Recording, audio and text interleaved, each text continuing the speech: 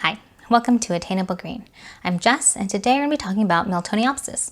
It's currently Miltoniopsis season, and a lot of these plants are either budding or in flower, and they're more available on nurseries and other places. So this is kind of the time to kind of brush up on our skills on how to grow these plants. One thing to note is that if you buy them from a supermarket like Trader Joe's, then most likely these plants have come from a greenhouse and then transitioned to a store, and then they come home to you. So they've definitely had a huge change in environment, and that may cause a little bit of setback. You may notice that either some of the flowers may start to wilt or fade. That's not really a problem for the plant, but just something to look out for. The flowers may not last forever, and sometimes they might end prematurely. Second of all, these plants would do well with indoor temperatures. They don't like it too hot. Anything above 80 degrees Fahrenheit can be detrimental over the long term. So that's why people tend to think that Miltoniopsis are cooler growers, because they don't really like the heat for extended periods of time. However, the newer hybrids tend to be a little bit more heat tolerant, so they're able to handle those higher temperatures a little bit better.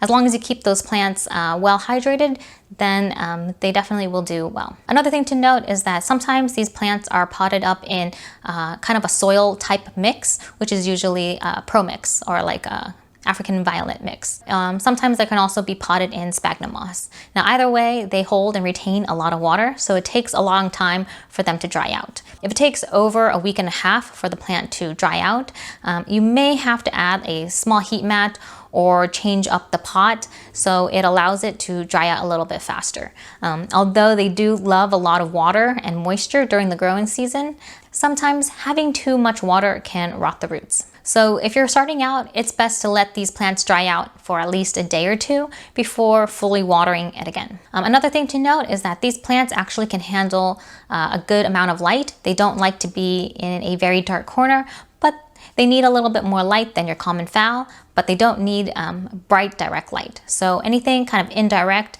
against a window will be fine for it. People always say that these plants need high moisture and high humidity requirements, which can be true, but if the plant is healthy, it can survive certain periods of drought. I think the flowers themselves definitely last longer in cooler and higher humid conditions, but that's not to say that it's impossible. If you do have high temperatures like above 80 degrees and the flowers are in bloom, then you will know that the flowers themselves will start to dry out and they won't last as long. These plants definitely like a temperature differential between day and night. So that just means it likes to drop in temperature from daytime temperatures to nighttime temperatures. Usually around 5 to 10 degrees should be sufficient. If the nighttime temperatures stay too warm, that can be detrimental to the plant because it just likes that drop to cool down and rest for the day before getting another kind of wave of warm air. In their native environment, they can handle cooler temperatures down to about 50s or so, and the upper limit is about 80. So that's kind of their sweet spot. But I know that I've been able to grow Miltoniopsis outside, and they can handle temperatures down to 40 degrees Fahrenheit if they stay pretty dry.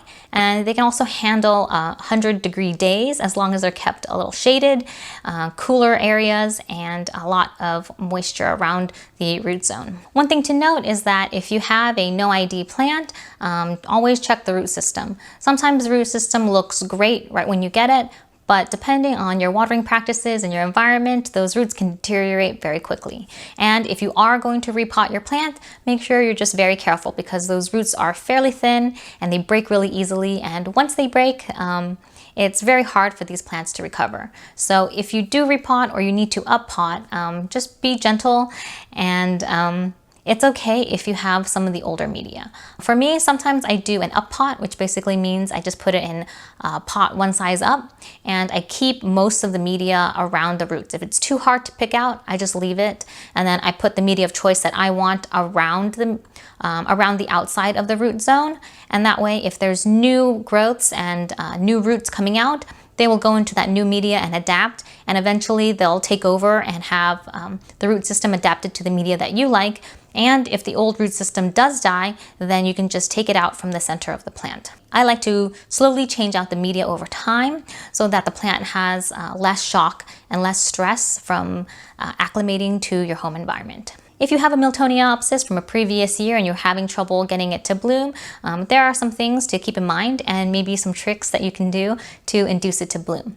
So first of all, you want to make sure that the pseudobulb or the newest growth is fairly mature. You want to make sure it has enough nutrients and water so that it can grow as big and strong and healthy as possible so that it has enough stored nutrients to bloom. So in industry and in research papers, there's a method that they use to induce Miltoniopsis to bloom. What they do is that they take these plants that are grown normally, they get 16-hour days, they get a daytime temperature of like 73 and a nighttime temperature of about 60 or so, and they place it in another location where it gets a decreased light period. So they get reduced daylight hours from 16 to 9 hours.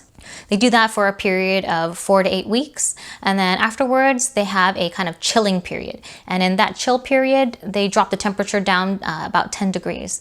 So the nighttime temperature can dip all the way down to the 50s or so for another 8 weeks. So using those combined elements over the course of 2 to 4 months induces Miltoniopsis to spike. There is a caveat to doing this. It's not perfect 100% out of controlled greenhouse conditions. So it may take a little bit longer and it might take a little bit more work to do that. In your home setting or in an outdoor setting, that might be harder to duplicate, but just know that if you're having problems blooming, it could be one of those two things. I've also heard that for certain varieties, they bloom later or earlier in the season. So that's also what accounts for that staggered blooming cycle. So those are my tips on growing Miltoniopsis. Currently in my collection, I have about 3 plants that I've seen that are currently in spike, and hopefully buds will be forming soon. As for the rest of them, they tend to bloom in the fall season compared to the spring season. If you like this video, please give it a thumbs up, and if you want to see more videos about growing Miltoniopsis, click on the playlist. Thank you so much for watching, and I'll see you in the next video. Bye!